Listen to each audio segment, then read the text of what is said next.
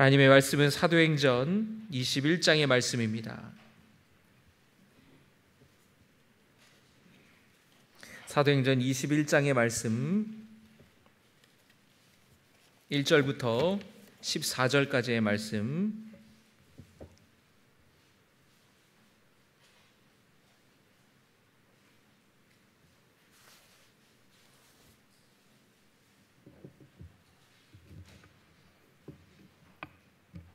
교독하겠습니다. 우리가 그들을 작별하고 배를 타고 바로 고스로 가서 이튿날 로도에 이르러 거기서부터 바다라로 가서 구브로를 바라보고 이를 왼편에 두고 수리아로 항해하여 두로에서 상륙하니 거기서 배의 짐을 풀려 함이러라.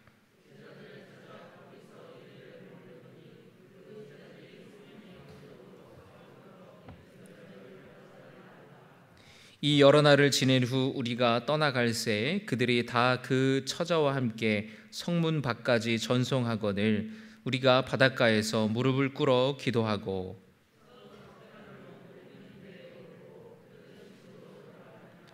두로를 떠나 항해를 다 마치고 돌레마이에 이르러 형제들에게 안부를 묻고 그들과 함께 하루를 있다가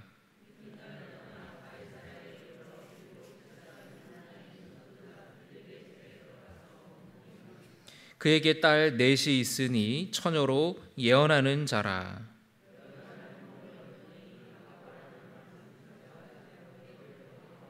우리에게 와서 바울의 띠를 가져다가 자기 수족을 잡아매고 말하기를 성령이 말씀하시되 예루살렘에서 유대인들이 이같이 이 띠 임자를 결박하여 이방인의 손에 넘겨주리라 하거늘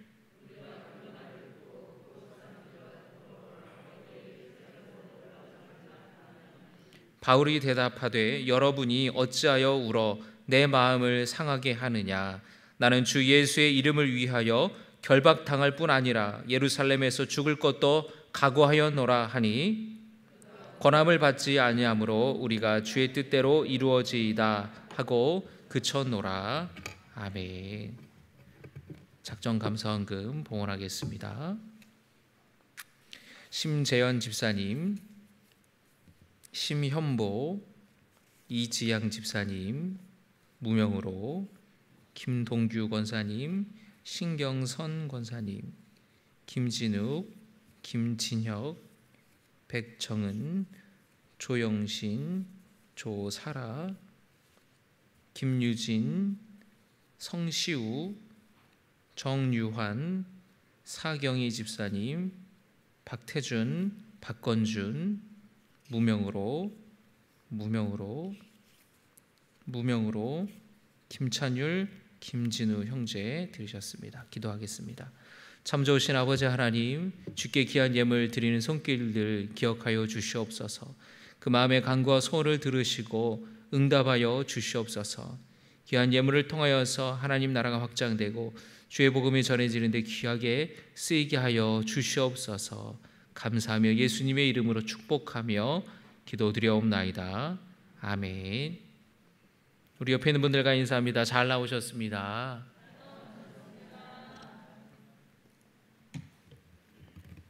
모처럼 오늘 이렇게 날씨가 좀 맑은 것 같습니다. 그동안 되게 많이 습해서 생활하는데 여러분 많이 어려움이 있으셨죠? 네, 여러분 교회가 시원합니다. 교회 이렇게 에어컨도 잘 틀어놓고 시원하니까 여러분 또 이렇게 교회 오셔서 또 기도하시고 또 은혜 받으시는 시간 되기를 바랍니다. 오늘도 여러분 잘 나오셨죠? 네, 오늘도 이렇게 여러분 얼마나 시원하고 좋습니까? 오늘 말씀의 제목 내 뜻보다 크신 주님의 계획입니다. 한번 따라해 보실까요? 내 뜻보다 크신 주님의 계획. 네, 오늘 이 말씀의 제목으로 하나님의 말씀을 나눌 때에 주님이 주시는 은혜와 또 교훈이 있기를 바랍니다. 오늘 사도행전 21장의 말씀은 사도 바울이 3차 전도 여행을 마무리하고 예루살렘으로 향하는 그 여정의 내용입니다. 바울이 밀레도에서 에베소의 장로들을 청하여서 함께 작별 인사를 나누었죠. 그리고 배를 타고 다시 출발을 해요. 그래서 두로라는 곳에 도착을 합니다. 밀레도는 터키 지역인데 이제 두로는 지중해를 건너서 이제 팔레스타인 땅으로 들어오게 되는데, 이 두로라는 지역은 팔레스타인 북쪽에 위치한 항구 도시예요. 이 배에 짐을 푸는 동안에 바울이 그곳에 일주일 동안 머물면서 제자들을 만났습니다. 여기서 말하는 제자들은 예수님의 12제자가 아니라 예수 믿는 사람들, 그리스도인들을 말하는 것입니다. 이 제자들이, 이 성도들이 성령의 감동으로 예루살렘에서의 위협을 알게 되면서 바울로 하여금 예루살렘으로 가면 큰 일을 당할 것인데 가시지 말라고 만류를 하게 돼요. 하지만 이 바울은 예루살렘으로 가는 그 걸음을 멈출 수가 없었습니다. 두로를 떠난 바울이 돌레마이라는 지역을 거쳐서 가이사랴까지 이제 내려오게 되는데, 가이사랴에서 누구를 만나느냐? 빌립을 만나요. 여러분, 이 빌립이 7 집사 중에 한 사람이었죠. 근데 스데반이 죽고 나서 교회 박해가 찾아왔을 때에 예루살렘을 떠나서 여러 지역을 다니면서 복음을 전했는데, 그가 아프리카 에티오피아 아시죠? 에티오피아 내시에게 복음을 전했던 것을 여러분 기억하실 거예요. 이 가이사랴 교회는 빌립이 세웠던 그런 교회입니다.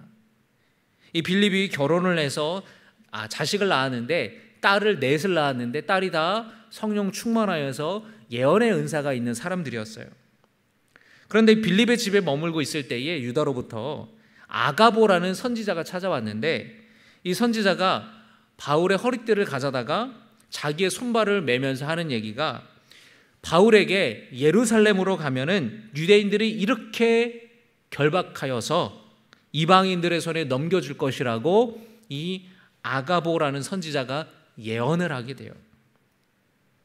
예루살렘에 가까워질수록 성령께서는 더 확실하게 예루살렘에서 일어날 일들에 대해서 알려주시고 있어요.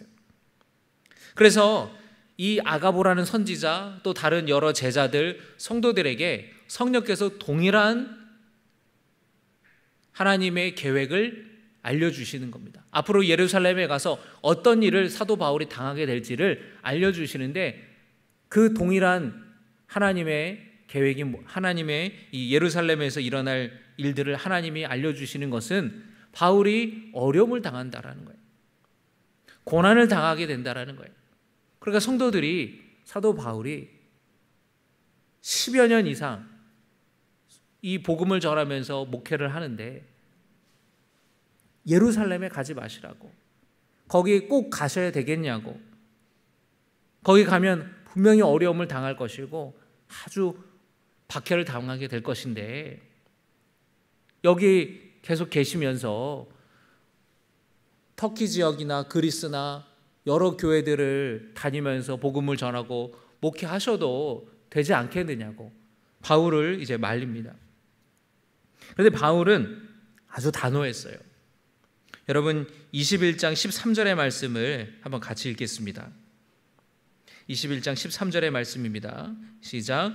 바울이 대답하되 여러분이 어찌하여 울어 내 마음을 상하게 하느냐? 나는 주 예수의 이름을 위하여 결박당할 뿐 아니라 예루살렘에서도 죽을 것도 각오하였노라 하니. 성도들이 막 울면서 가시면 안 된다고, 가시면 안 된다고. 근데 바울이 그 성도들이 막 우니까 얼마나 마음이 아프겠어요. 아니다, 나는 예루살렘에서 혹시 내가 죽을지더라도 내가 각오가 되어 있다. 죽음까지 이 각오하는 바울의 모습을 보면은 예루살렘에서 붙잡혀서 십자가에 못 박혀 죽을 것을 아시면서도 예루살렘을 가셨던 그 예수님의 모습을, 그 예수님의 길을 따라가는 것을 우리가 보게 되죠. 자, 여러분, 그런데 왜 예루살렘에서는 사도 바울을 가만두려고 하지 않고 왜 사도 바울을 붙잡으려고 했었던 것일까? 그것은 바울에 대한 오해와 왜곡된 인식이 있었기 때문이에요. 그것은 바울이 율법을 어기고 율법을 무시하고, 그리고 이 유대인들이 팔레스타인 땅에만 살았던 것이 아니라 다른 지역에 다 흩어져 살았습니다. 그 다른 지역에 흩어져 살았던 사람들을 디아스포라라고 해요. 디아스포라. 그 디아스포라 유대인들에게 율법 안 지켜도 된다. 율법 무시해도 된다. 이렇게 바울이 전한다고 오해하고 있었던 거예요. 그리고 이런 오해들은 심지어 예루살렘 교회에 속한 유대인 그리스도인들에게도 마찬가지였어요. 여러분, 초대교회는 크게 두 가지로 우리가 구분할 수 있는데, 첫째는 예루살렘 교회예요. 이 유대 땅 예루살렘에 있는 예루살렘 교회는 유대인 그리스도인 공동체입니다. 예수님을 믿지만 유대인이기 때문에 율법을 지키고 또 할례를 행하고 또 이런 모습들이 종교적인 것뿐만이 아니라 그들의 문화와 삶의 일부였기 때문에 이 율법은 여전히 예루살렘 교회 유대인 그리스도인들에게 아주 중요한 가치였어요. 그 다음에 둘째로는 헬라 교회입니다. 이방인 교회예요. 여러분, 여러 제자들이 박해가 예루살렘 교회에 임했을 때에 흩어지잖아요. 그래서 제자들이 다 흩어져서 다른 이방 지역을 다니면서 디아스포라 유대인들에게 복음을 전하고 또 이방인들에게 복음을 전했어요. 그래서 교회가 유대 땅에 있는 것뿐만이 아니라 다른 이방 지역에도 믿는 사람들이 생겼고 교회가 생기기 시작했어요. 그리고 이 일에 가장 열심히 했던 사람이 누구였습니까? 사도 바울이었어요. 사도 바울이 3번에 거친 전도 여행, 여러분 이 전도 여행이 말이 여행이지 한 번 여행 가는데 거의 몇 개월, 몇 년 이렇게 걸치면서 다니는 그런 전도 여행이었어요. 에베소에서는 3년이나 머물렀어요. 그래서 이거를 여행이라고 하기가 좀 어려울 정도로 아주 긴 그런 여러 군데를 다니면서 목회를 했던 사도 바울의 모습을 볼 수 있는데, 이 사도 바울이 전한 복음을 듣고 믿게 된 이방인 그리스도인들이 많아졌고 또 그 이방 도시들마다 믿게 된 성도들이 모여서 교회가 세워졌어요. 그래서 이 이방인 교회들이 있었습니다. 오늘날의 터키와 그리스 지역에 세워진 그런 교회들이죠.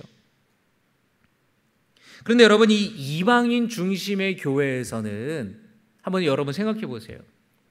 유대인 중심의 예루살렘 교회에서는 이들이 유대인이니까 모세의 구약의 율법을 지키고 할례를 행하고 관습을 지키는 게 중요했겠지만 그리스 사람들, 로마 사람들, 이방인들에게는 이 유대인들이 지켰던 율법과 할례가 중요했을까요? 중요하지 않았을까요? 중요하지 않았던 거예요. 사도 바울이 뭐라고 전했느냐면은 구원을 받는 데 있어서 율법을 지키는 것과는 상관없이 우리는 예수 그리스도의 이름을 믿음으로 말미암아 의롭게 되고 구원을 받는다라고 전했어요. 사도 바울이 전도 여행을 다닐 때 보면은 여러분 가장 먼저 그 도시에 어디를 갔냐면 회당을 찾아가요. 회당에 누가 있어요? 유대인들이 있잖아요. 자기 동포인 유대인들에게 먼저 복음을 전했고 그 다음에 다른 이방인들에게 복음을 전했습니다. 근데 이 이방인들에게 복음을 전할 때에 유대인들이 계속해서 바울이 전도하는 것을 회방하고 방해를 해요.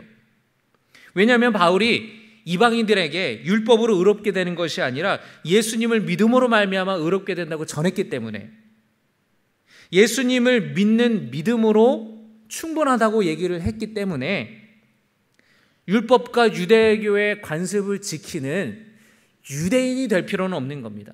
그렇죠, 여러분? 한번 여러분 저를 보시고 생각해 보세요. 그리스도인이 되는 것이지 유대인이 되는 것은 아니잖아요.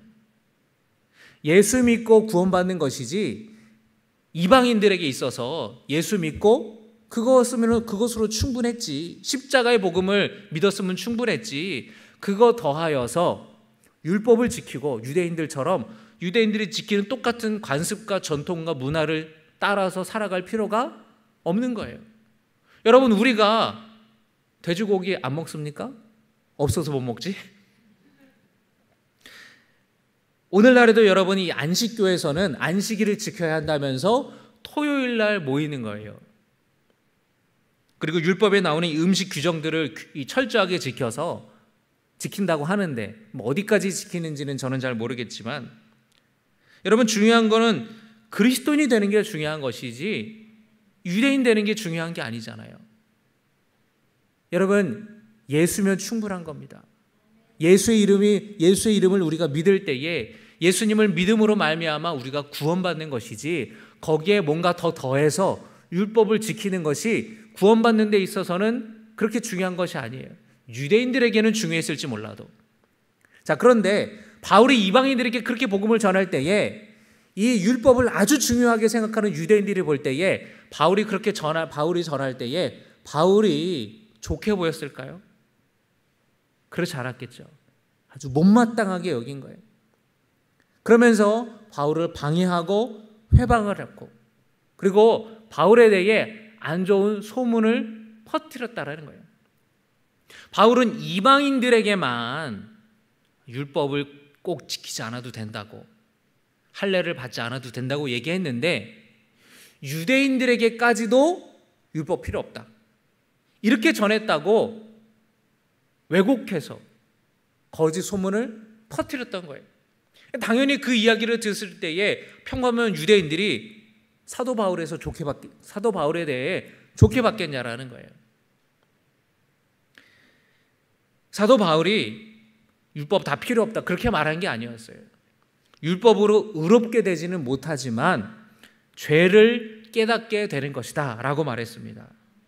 여러분 로마서 3장 31절의 말씀, 그런즉 우리가 믿음으로 말미암아 율법을 파기하느냐, 그럴 수 없느니라, 도리어 율법을 굳게 세우느니라, 그렇게 말했어요.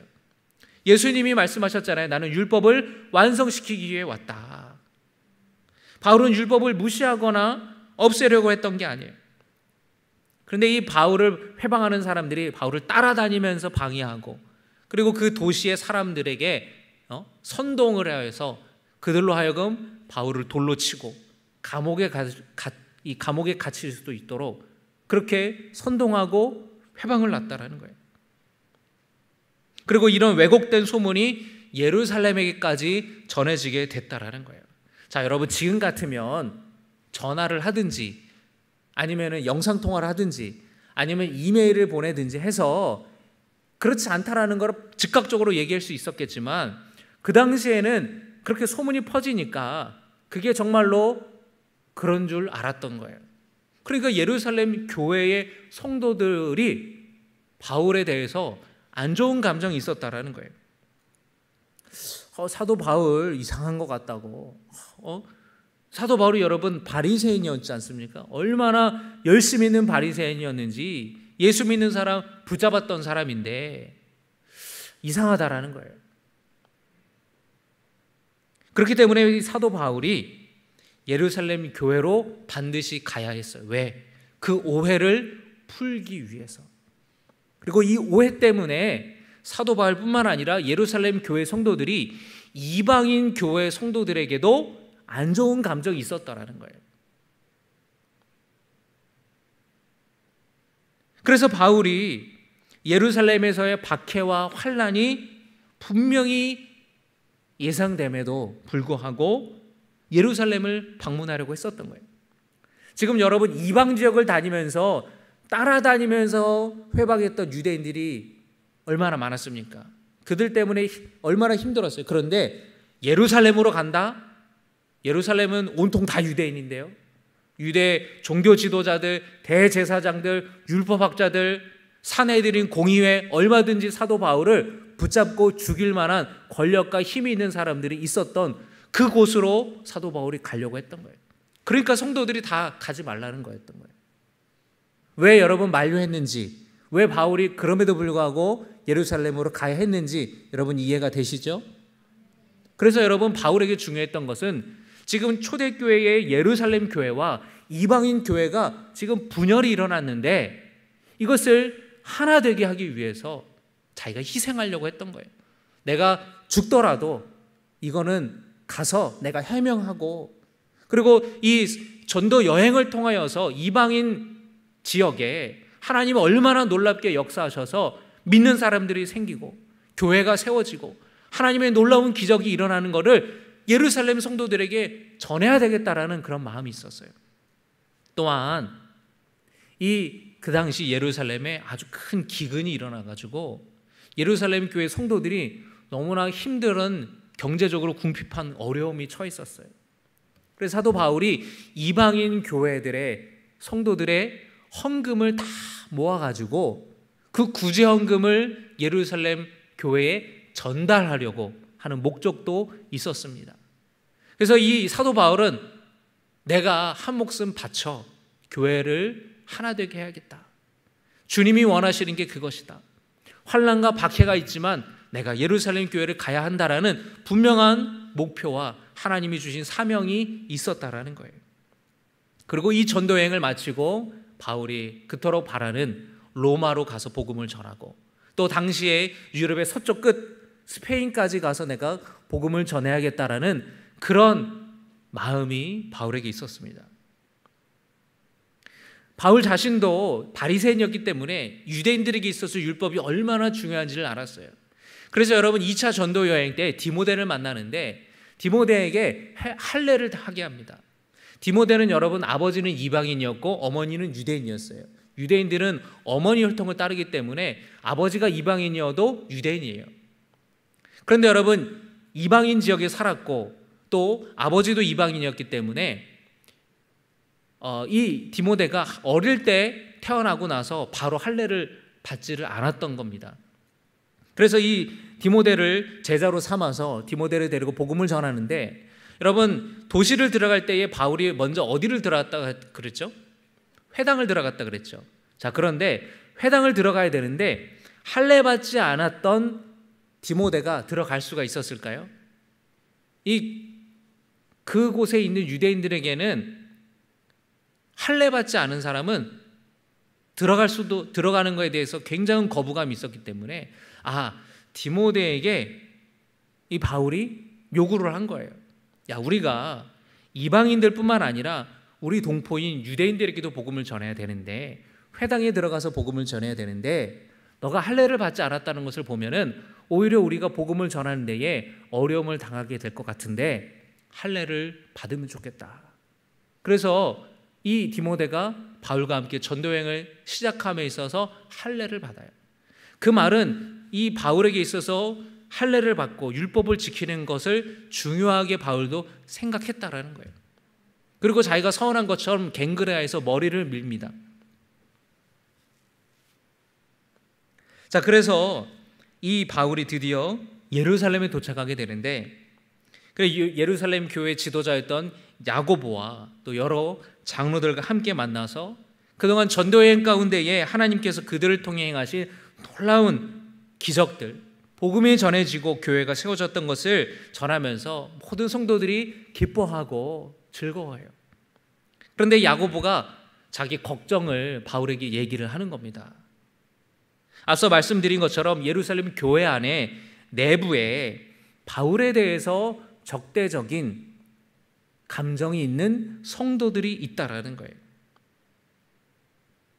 로마 군인이었던 고넬료가 베드로가 전한 복음을 듣고 성령을 받고 회심하여서 제자가 되었죠.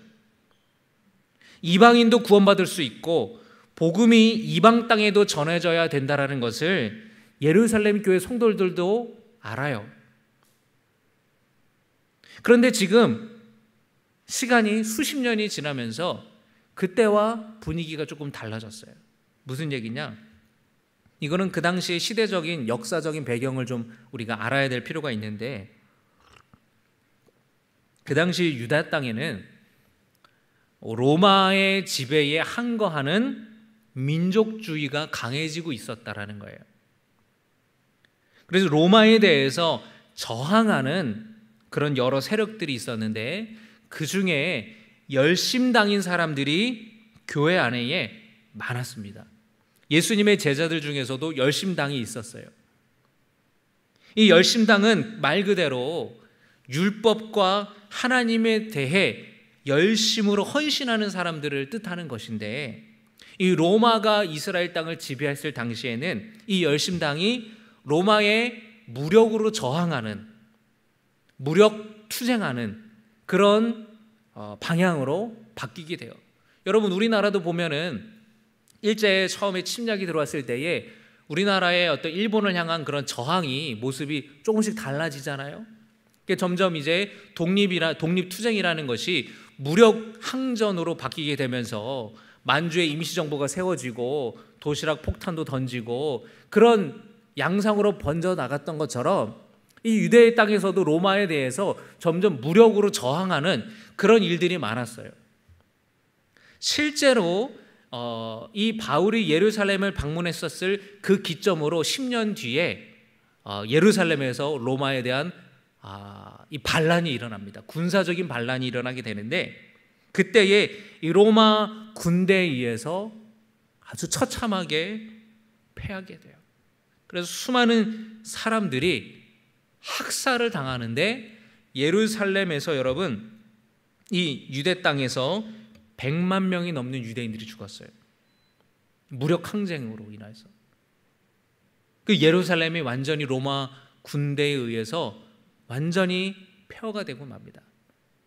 그러니까 지금 그런 분위기가 무르익는 시기에서 이방 땅에 살고 있는 유대인들에게 율법이 필요 없다, 율법 지키지 않아도 된다 라고 바울이 말하고 다니는 소문이 예루살렘 성도들에게 들렸을 때에 불쾌감을 갖고 또 분노하는 성도들도 있었다라는 거예요.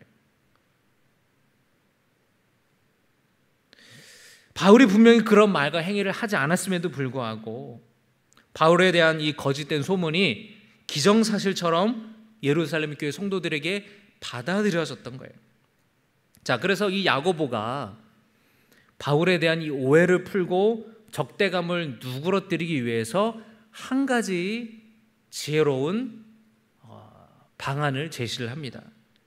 그게 뭐냐면 성도들에게 사도 바울이 율법과 규례를 지킨다라는 것을 보여주라는 거예요.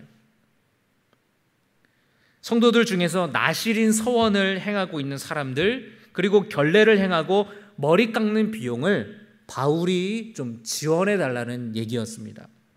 여러분이 나실인이라고 들어보셨죠? 구약에. 여러분 기억하시는, 잘 알고 있는 나실인이 누구예요? 삼손이죠. 삼손은 평생을 나실인으로 산 사람이었고, 원래 나실인이라는 것은 이 보통 정해진 기간 동안에 스스로 거룩하게 성별하는 경우가 더 많았어요. 삼손은 굉장히 특별한 케이스였어요. 그러면 이 헌신하는 기간 동안에 헌신하는 표로 독주를 끊고 머리카락을 자르지 않았던 거예요. 그러면 이 헌신의 기간이 끝나면, 쉽게 말하면 작정 기간이 끝나면 이제 성전에 가서 머리를 자르게 되고 제물을 하나님께 바치는데, 가난한 사람들이 선을 맞춰서 이제 하나님께 제물을 바쳐서 제사를 지낼 때에 돈이 좀 있는 부유한 사람들이 그 비용을 감당하는 것을 특별히 아주 경건한 행위로 여겼어요. 그러니까 지금 이 예루살렘 교회에 지금 그렇게 나실인 서원을 마치고 또 이 결례를 마치고 머리를 깎고 제물을 드리려고 하는 사람이 지금 4사람이 있는데, 이 사람을 위해서 사도 바울이 그 비용을 대준다면 성도들이 생각할 때에 사도 바울이 율법을 무시하는 사람이 아니구나, 율법을 지키는 사람이구나, 이 관습을 존중하는 사람이구나라는 인식을 주게 될 거라는 거예요. 이 야고보의 이런 제안을 바울이 받아들입니다. 여러분 한번 생각해 보세요. 그런데 사도 바울 입장에서는 어쩌면 여러분 억울하지 않을까요? 내가 여러분 평생을 다 바쳐서 정말 죽을 뻔하고 돌에 맞아서 기절해서 사람들이 죽은 줄 알고 성 밖에 갖다 버린, 그러다가 정신이 깨가지고 또 복음 전하고 감옥에 갇히고 이런 일을 당하면서 그가 복음을 전했고 교회가 세워졌는데, 지금 예루살렘 교회들이 나에 대해서 단단히 오해를 하고 있는 거예요. 내가 이 오해를 풀려고 내가 이렇게까지 해야 되나? 그런 생각도 인간적으로 할 수 있지 않았을까요? 오히려 사람들이 박수해주고 칭찬해주고 그래야 마땅할 텐데, 지금 못마땅한 눈으로 바라보고 있는 이런 상황에서 바울이 이 제안을 받아들입니다.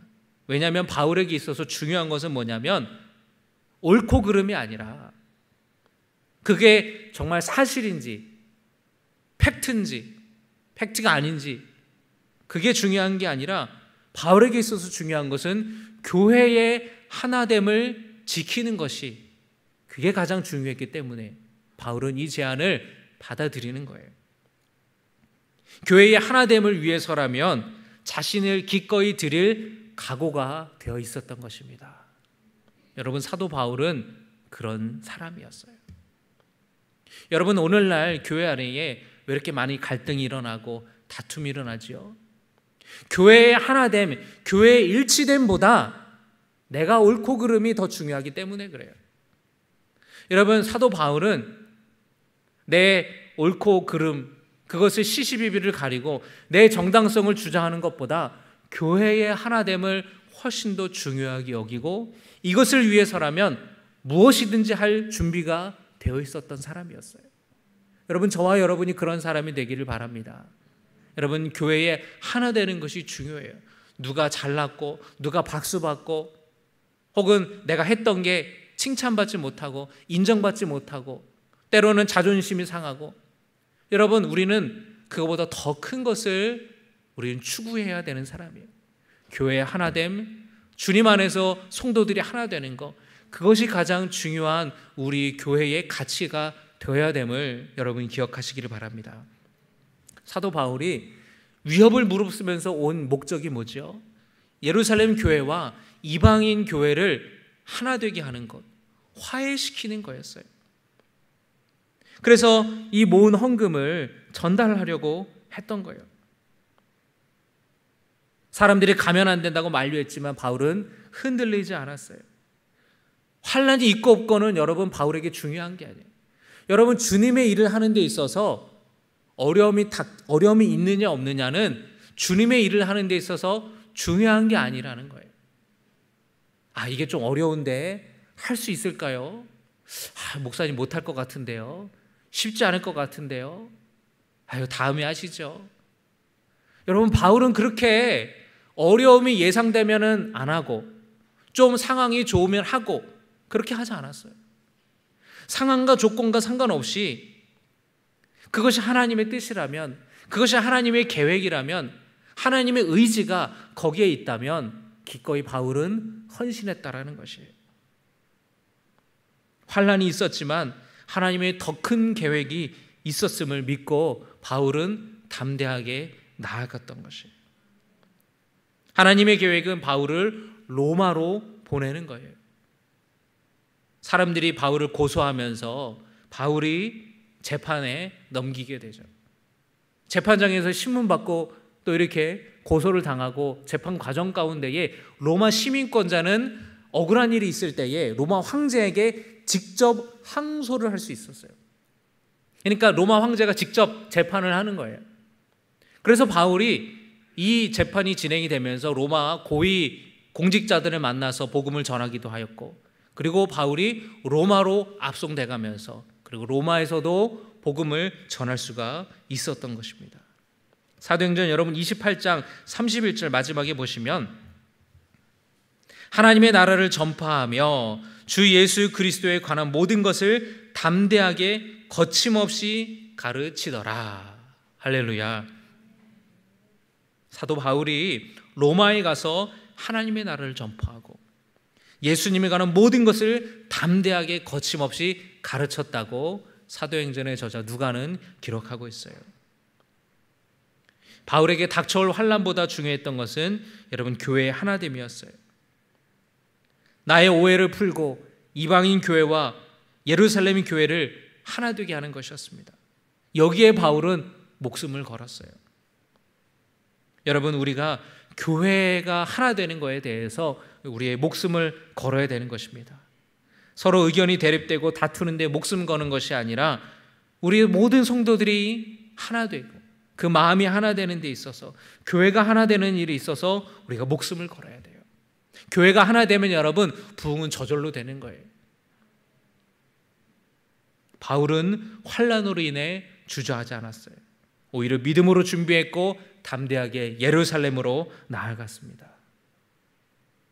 여러분, 우리는 어려움과 역경을 피하려고 하지만 때로는 성령께서 우리를 인도하셔서 그 어려움과 역경을 돌파해 가라고 요구하실 때가 있어요.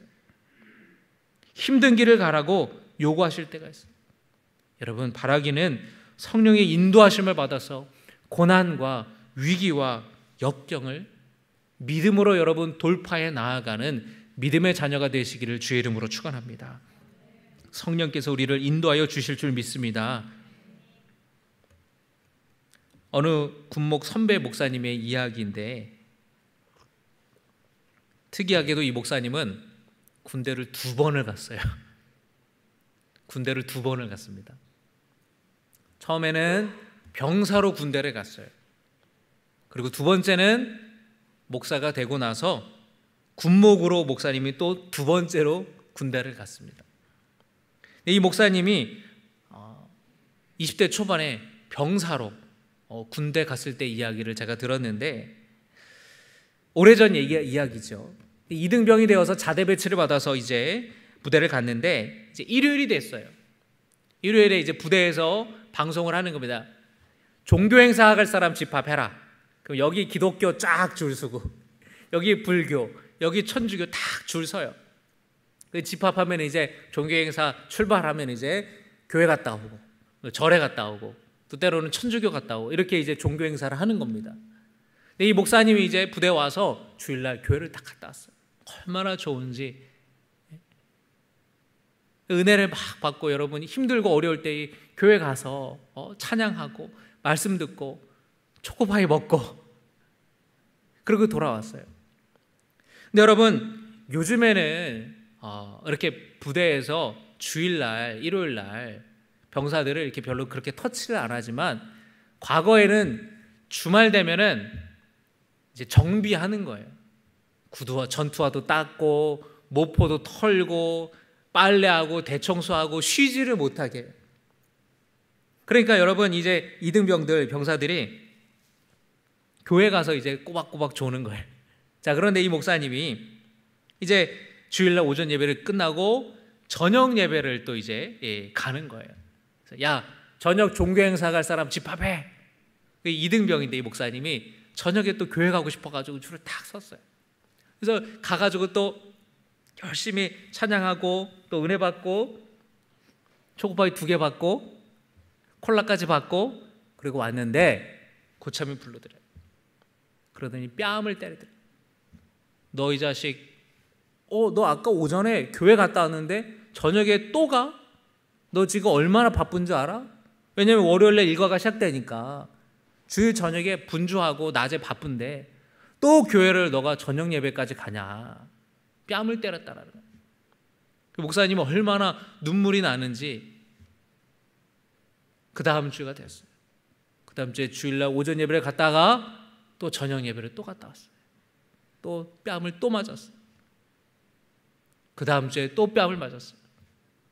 그렇게 한 달을 지내니까 그 고참이, 야, 너는 그냥 가라. 그러면서 내무반에, 앞으로 얘 교회 못 가게 하는 놈은 내 손에 죽을 줄 알아. 얘는 무조건 교회 보내. 그렇게 됐다라는 거예요. 그래서 그 목사님이 그 이등병 때 군대에서 교회 열심히 다니면서 은혜 받고 또 주님을 경험하게 되는 그런 경험을 하여서 나중에 국방부에서 정말 특별한 케이스로 이제 목사 안수 받고 목회하는 30이 넘은 그런 목사님들 중에서 몇 명 군목으로 갈 사람을 뽑았는데, 본인이 그 군인교회에 받은 은혜가 너무 커서 내가 복음을 전하겠다고 자원하여서 군대를 2번이나 그렇게 들어갔다라는 거예요. 여러분, 말씀을 정리하겠습니다. 여러분, 우리 신앙생활 하다 보면 역경과 어려움이 찾아와요. 여러분, 쉬운 길이 아닌 그런 길을 걸어갈 수도 있습니다. 중요한 것은 우리가 그 길이 맞는 길이라면, 그 길이 주님이 원하시는 길이라면, 그 길이 주님이 뜻과 계획이 있는 길이라면 역경과 어려움일지라도 우리가 믿음으로 그것을 돌파해 나아가는 거예요. 여러분, 그런 믿음과 그런 담대함이 저 여러분에게 있기를 주의 이름으로 축원합니다. 믿음으로 여러분 담대하게 나아가는 거예요. 바울이 믿음으로 돌파해 나갔던 것처럼 여러분도 믿음으로 역경을 돌파해 나아가시기를 주의 이름으로 축원합니다. 그 고난과 문제 앞에 넘어지고 낙심하게 되는 것이 아니라 우리의 믿음을 지키려고 할 때에 여러분, 성령께서 여러분의 믿음을 지켜주시고 여러분의 마음을 지켜주시고 그 고난과 역경에서 이길 수 있는 힘과 능력을 주실 줄 믿습니다.